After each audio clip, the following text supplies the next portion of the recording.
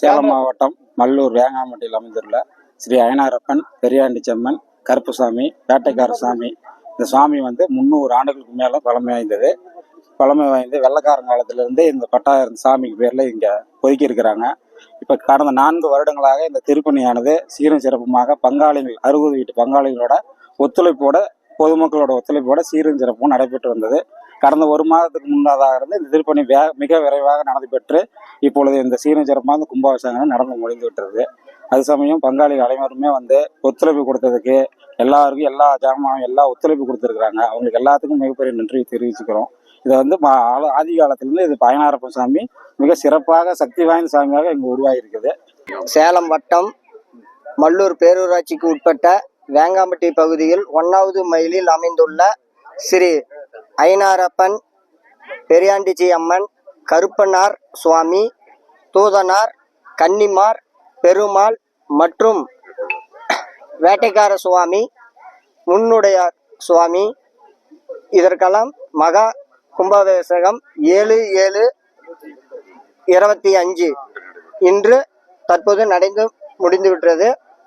சீரும் சிறப்பமாக ஊர் பொதுமக்கள் பங்காளிகள் ஒத்துழைப்போடு இந்த கும்பாபிஷேகம் சிறப்பாக நடைபெற்றது. இந்த கும்பாபிஷேகத்திற்காக 3000க்கும் மேற்பட்டோருக்கு அன்னதானம் வழங்கப்பட்டுள்ளது.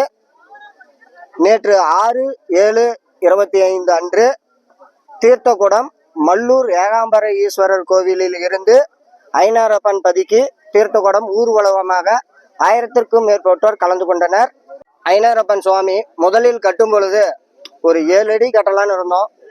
இப்போ தற்பொழுது 21 அடி பிரம்மாண்டமாக கட்டியிருக்கிறோம். மற்றும் பெரியாண்டிச்சி அம்மனும் 21 அடி பெரியாண்டிச்சி அம்மனும் கட்டியிருக்கிறோம்.